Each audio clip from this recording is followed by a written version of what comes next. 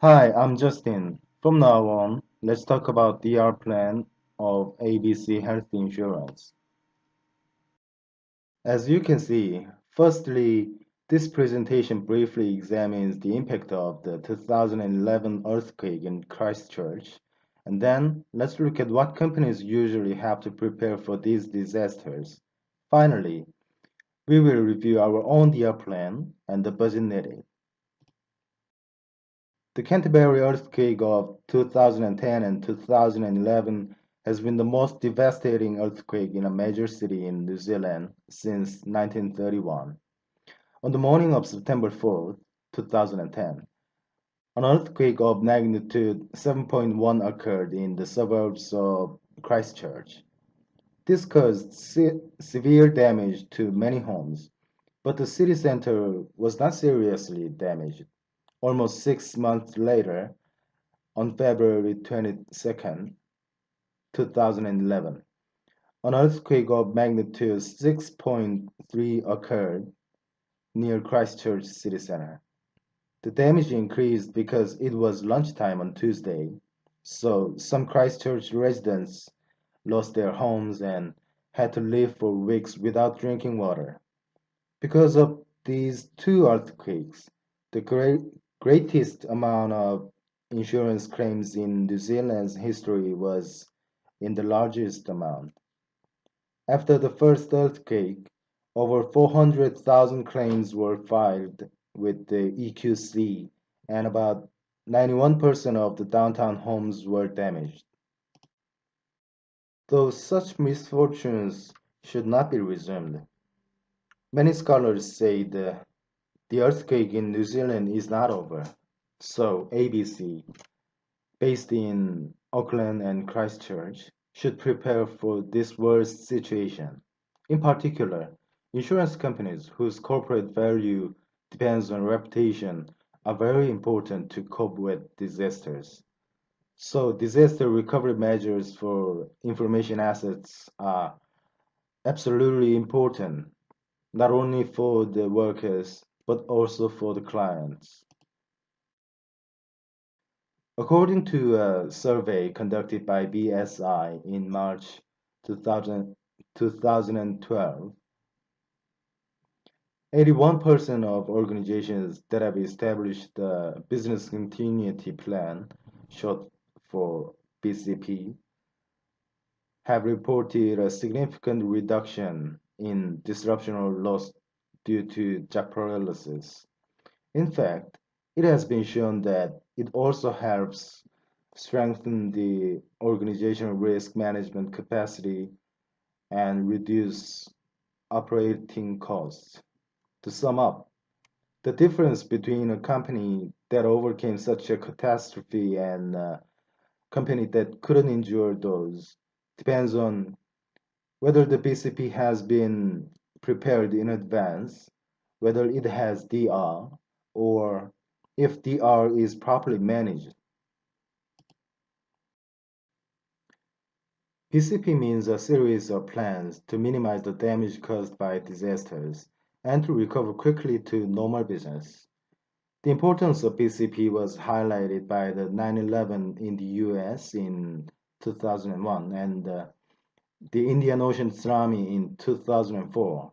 Since then, BCP-related standardization activities have been conducted worldwide. And generally, as shown in the figure, the BCP proceeds with a cycle of planning, executing, continually evaluating performance, compensating for defects, and incorporating them back into the plan. Business continuity plans ensure people have a place to work when their original location becomes unusable.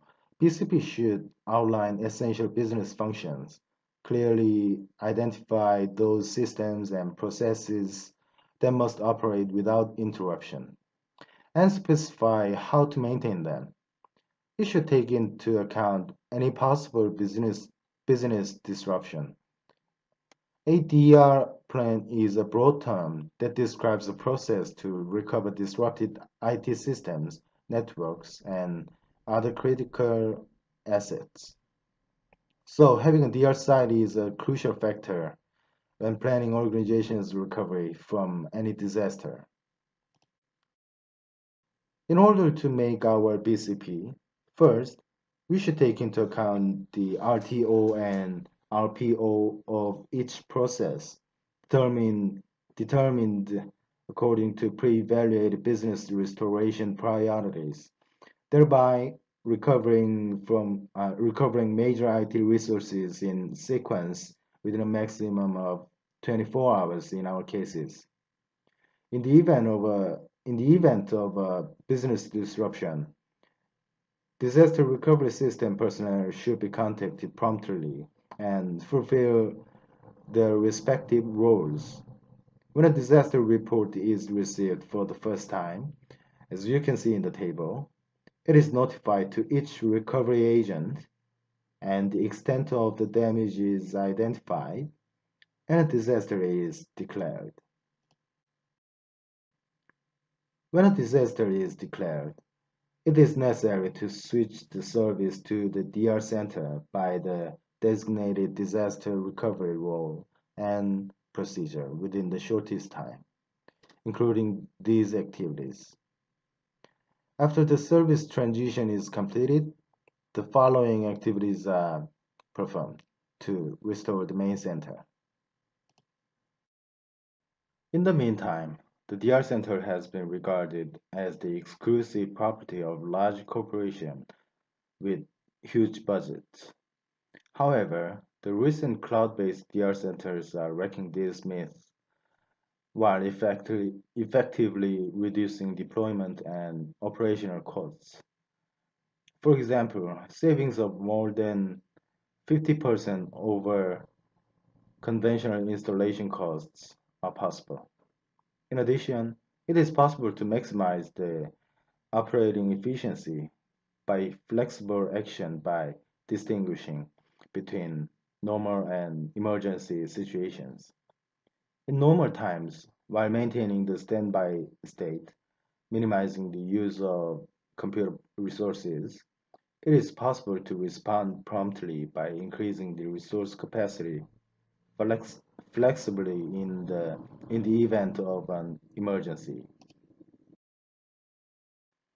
And I think it's reasonable to apply the model of ABC health insurance in parallel by mixing them according to their characteristics and environment.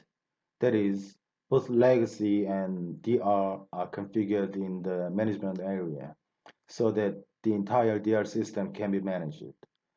Although there is a cheap way to create a backup and restore environment in the cloud, it is difficult to guarantee a recovery time, and complexity increases because a separate backup application is required.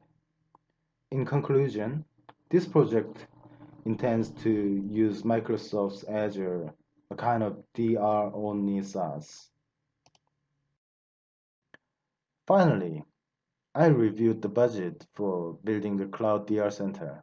It summarizes the expected benefits and costs of operating a Cloud DR Center for 6 years.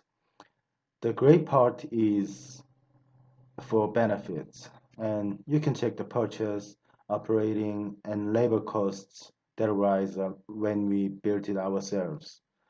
And the red part is the cost of building up in the cloud. Let's see the value I got from calculation. Payback period is 4.4 years, assuming 10% of discount rate, and we got 6% of IRR, 0.82 PI, and net present value is minus $45,000. I believe this is not good, so I looked at what parts need to be adjusted based on scenarios in which some important variables were changed. The blue line is the base scenario we just saw in the table, and the orange and yellow lines are the changed scenarios. Yellow shows the ideal shape, with all the benefits doubled. which means that all the purchase and labor costs that would otherwise are doubled. It means that the same effect can be expected if the overall expenditure cost is reduced. In fact, the orange line is realistic, with some software and warranty prices going up, eventually raising total benefits by 20%. In this case, the payback period is 2.8 years, the NPV is $185,000, the IRR is 30%, and the PI is 1.91. This simulation assumes that the benefits are minimized and the cost is maximized. It is expected that the price adjustment will be possible through negotiation with the provider. Detailed calculations for each scenario can be found in the attached Excel file. All right. Thank you for your consideration. Thank you.